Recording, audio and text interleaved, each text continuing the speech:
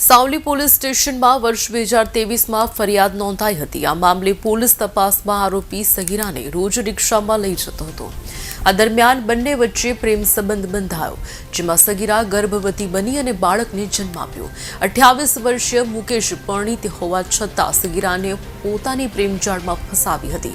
સગીરાને પોતાની સાથે વિશ્વાસઘાતની જાણ થતાં પોલીસમાં ફરિયાદ નોંધાવી છે।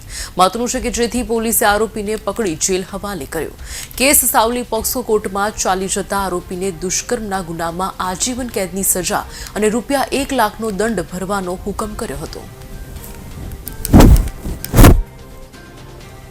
स्टेशन में तारीख 30/9/23 रोज फरियादीनी 16 वर्ष 6 मासनी सगीर दीकरी हालोल खाते धोरण 12 में तेना घरेथी अभ्यास करवा राबेता मुजब गयेली અને રાબેતા મુજબના સમયે ઘરે પરત ન આવતા તેના પિતાએ સાવલી પોલીસ સ્ટેશનમાં ફરિયાદ નોંધાતા તે ગુનાની તપાસ સાવલી પોલીસ સ્ટેશન દ્વારા તથા ICUW દ્વારા કરાતા